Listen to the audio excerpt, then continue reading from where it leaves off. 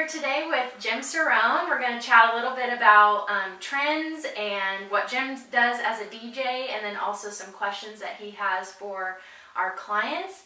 And I always like to start off our shows with a like or dislike in wedding trends. So Jim, we're going to talk about 3 today.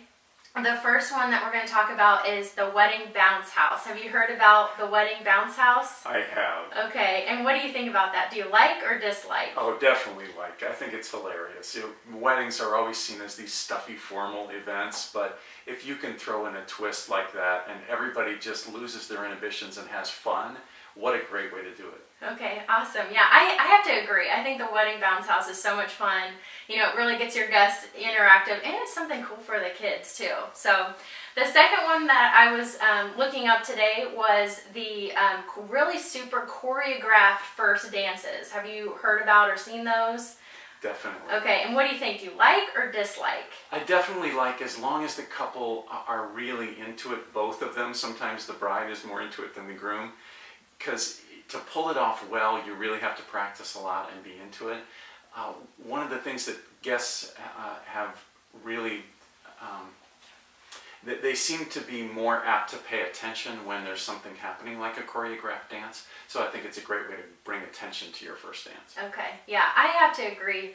I really like the choreographed dance. I am one of those people where if I don't have a plan, I kind of freak out. And then my future husband, you know, he's one of those people where he doesn't even want to touch the dance floor unless someone has taught him something about dancing. So I'm all about the choreographed dance.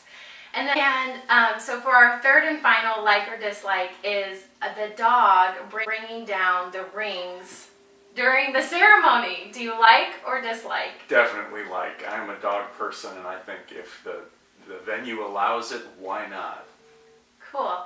So with me, I'm kind of on the fence with this one. You know, is the dog really trained well enough to bring the rings down the aisle? Because that could cause a really big hiccup in the ceremony, but it could cause some comic relief. So that's where I like it. So that's our like or dislike, and now I want to kind of get engaged with what you do as a professional for the wedding industry, and then how we can help our clients, you know, brides, grooms, couples, and, you know, moving forward, how can we get connected with you? So Jim, tell us a little bit about what you do in the wedding industry. Sure. I'm a DJ and an MC, and I've done it for many years. I started when I was 16 years old. I just love music, and I love the way people react to music. It's so connected to our minds. We can trigger memories, we can make an event even better, we can raise the energy level. So I just love music. And my family hosted a lot of parties. We were just the house that everybody always gathered at. So hosting and hospitality is kind of in my blood. So combining those two things, I just try to make sure that everybody has a great time from start to finish, that events unfold seamlessly, that everything's well planned and organized, so that you create spontaneity, if that makes sense. Yeah. When you know everybody's on the same page, then the event flows better and everything just happens more naturally. So I love what I do, and I look forward to every event. Yeah, I love that. You know, when you talked a little bit about how we trigger songs with memories and things like that, I always remember the first dance on all of my events. And then I always remember the certain songs and movies too. So it totally makes sense with, you know, like the famous, you know, the pickup in Dirty Dancing, yes, and everybody remembers that. So it's so true with how songs create those memories and how we remember that about the wedding day. So let's dive into, you know, when clients come to you as a wedding professional, what do you see as the top 3 questions that you find are asked the most? The first question is always how much. And people ask that because they don't know what else to ask. Yeah. It's not because they're being cheap or because it's just because they don't know what else to start with. And so I have no problem with that. When it comes to the DJ, I ask people, why are you having a wedding reception? Okay. And that makes them, it kind of throws them off. It makes them think, well, we just want everybody to have a good time. I go, okay, there's going to be one person in charge of that good time, whoever your DJ or band or entertainer is. They can affect the outcome of the event in a really positive way or a really negative way. if you think of how much you're spending total on the whole party, Yes. that's what's at risk with the choice of your DJ. Because the guests can stay till the last minute, or they can leave right after dinner. And if they leave right after dinner because the DJ is no good, then you've thrown a really expensive dinner party. Yes, yeah, I completely agree. You know, with the total aspect of the event, when I think back on some of my weddings that I've helped coordinate, and I think, oh wow, if they would have just really worked with the DJ on, you know, how they wanted the event to feel, how they wanted people to react, those guests would have really stayed to the end. So what else do you find people ask? It's kind of a strange question, but people say, will you take requests? And I'm always surprised by that. Of course, that's what a DJ does. They take requests. I think there are some DJs who don't like that, and so they just simply refuse to take requests from the guests. But I think it's a really important way, even though I have very detailed meetings with my clients, I spend a lot of time asking them, what were the road trip songs you remember, or spring break songs? What were your fraternity or sorority songs? Sometimes there's a guest who walks up and asks for the perfect song that I didn't think of, that the bride and groom didn't remember. So sometimes requests are perfect. But the bad thing that can happen is one small group tries to dominate the event. If there's one group that loves country, they will just continue to come up and ask for country. And if the bride and groom aren't big fans, so the DJ has to manage requests, but I think you should definitely take them. Yeah. Well, I remember several weddings where, you know, those groups, like you mentioned, had definitely worked with the DJ a lot, and it turned the event entirely something different than what the bride and groom wanted. So I'm glad as a professional, you're kind of steering where the bride and groom really wanted their event to feel like versus listening to the guests, but at the same time kind of gauging in those guest requests too. So that's really great.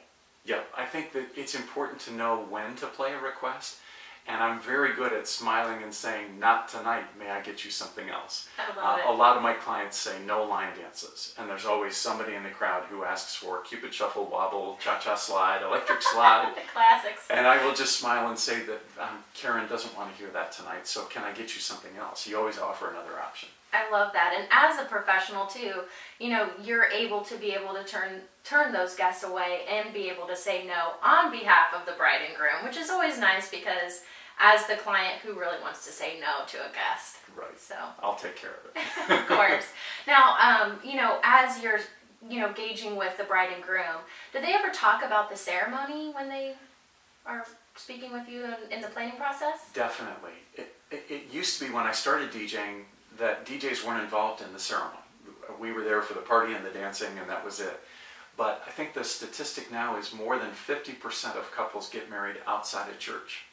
So venues have added gardens and pavilions and places to have their ceremony and reception. It makes it easier for everybody because you don't have to drive one place, have the ceremony, leave, drive to another place. But what it creates in terms of a problem is now you need a sound system. Yes. If you're outside, there's wind, there's planes, there's dogs, there's lots of noise outside. So for your vows to be heard, you have to have a DJ who has the right equipment. So a lot of my clients have asked me now to help with their ceremony, whether it's music or microphones or the speakers. And there's a lot to that. It's a lot more difficult than it looks because we all carry devices now. Those devices all emit cell service, Wi-Fi service, and Bluetooth. So you multiply those three things by 200 phones, and that can really mess with wireless microphones. Wow. So you have to know that. You have to know where to put the speakers so they're not in the pictures. There's a lot that goes into it. So I'm constantly working to improve the ceremony service I offer so that it allows the guests to hear. And the other trend is more brides and grooms are writing their own vows.